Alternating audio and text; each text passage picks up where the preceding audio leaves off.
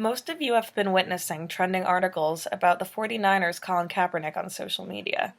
There has been widespread solidarity as well as widespread disagreement toward Kaepernick's decision to take a knee during the national anthem at his games. His first action took place during the September 11th Memorial Game this year. As Sidha explained in Gender and Nation, nations are necessarily constructed around the myth of their own uniqueness. Colin Kaepernick's choice to kneel effectively refuted the American ideal of equality and freedom for all. In juxtaposition to his teammates, who stand with their hands on their heart, Kaepernick is challenging our dogmatic nationalism during a time when the police are consistently murdering black people on the streets. As The Nation columnist Dave Zirin reports, this was the opening day for the NFL, by an exponential degree, the most popular sports league in the United States. And it was also September 11th, 2016, the 15th anniversary of the horrific attacks on the World Trade Center and the Pentagon. George W. Bush was there on Sunday in Arlington, Texas, tossing the coin for the nationally televised game between the Dallas Cowboys and the New York Giants. The Cowboys were not alone in bringing out, literally, the big guns. President Obama spoke over the Jumbotron in Seattle, and Vice President Joe Biden was live in Philadelphia. Every stadium had troops march into the field with flags roughly the size of Rhode Island. Warplanes flew overhead. Bald eagles, actual, real-life bald eagles, were even set free to soar for the cameras. Colin Kaepernick decided to take a knee during the games that would express the greatest amount of nationalism to show how crucial this protest is. During times of considerable struggle from below, there are also times of increased American jingoism. The ruling class perpetuates this sense of blind nationalism to shield its people from the horrors that are taking place within this country. But, as Kaepernick proves, our institution can no longer quell the protests of people who experience the brunt of the violence and exploitation of our current police state. Colin Kaepernick refuses to swallow his anger against the powers that be, even if his actions result in his dismissal from the NFL. I am not going to stand up to show pride in a flag for a country that oppresses black people and people of color. To me, this is bigger than football, and it would be selfish on my part to look the other way. There are bodies in the street and people getting paid leave to get away with murder, Kaepernick told NFL media in an interview after the game. Our current police system relies on the subordination of dissenting opinions or action against the status quo. We live in a police state, and our government utilizes the police system to maintain order and quell any uprisings. Through tactics such as fear-mongering and even bullying, the people who represent the ruling class will do anything in their power to demonize people who protest the police and question American values.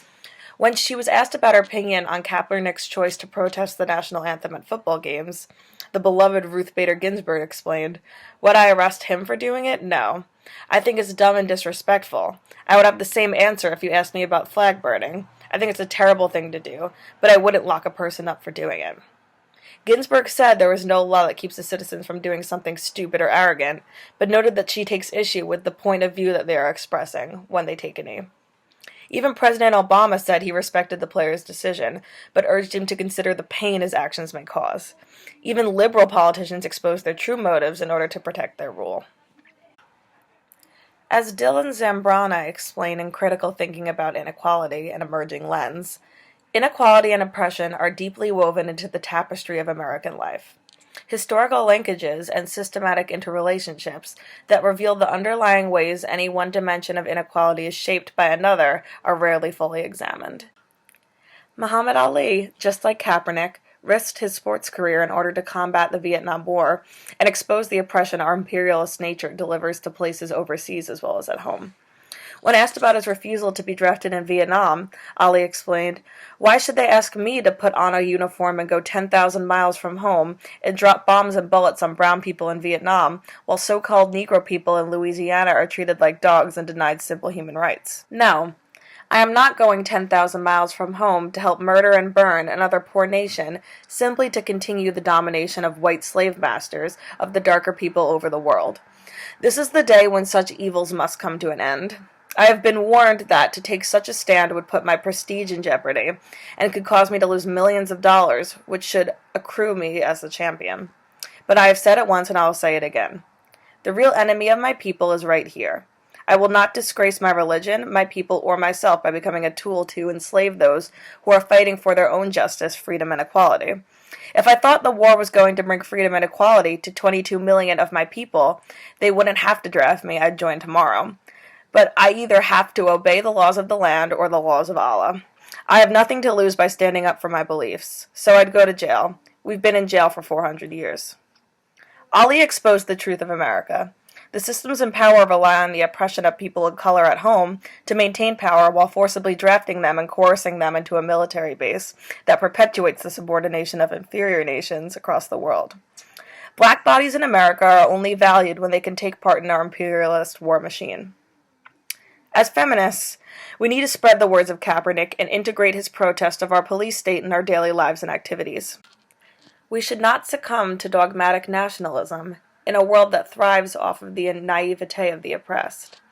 We need to challenge the American symbols that we hold so dearly, and question whether the American ideologies that our system chooses to uphold actually apply to the nature of our society. We need to utilize the resources that we have in order to ensure that Kaepernick's voice will not be erased. As Dave Zirin explains, when Tommy Smith and John Carlos raised their fists in 1968, they were immediately hustled away from Mexico City. 20 years later, when the basketball player Mahmoud Abdul-Rauf protested the national anthem, his career came to an end pretty quickly. Obviously, it's way too early to say what will happen here, but one clear difference is that a mainstream audience didn't get a chance to hear what Smith or Carlos or Abdul-Rauf thought in their own words. Today, many people are listening to Kaepernick's interviews and hearing how thoughtful he is. There is a material interest in kneeling in solidarity with Kaepernick, because his liberation is bound to the liberation of anyone who is oppressed and exploited within our society. As Lilia Watson eloquently notes, "If you have come here to help me, you are wasting your time. But if you have come here because your liberation is bound up with mine, then let us work together." Let us all remember, if protesting against police brutality is anti-American, then police brutality must be innately American. Thank you.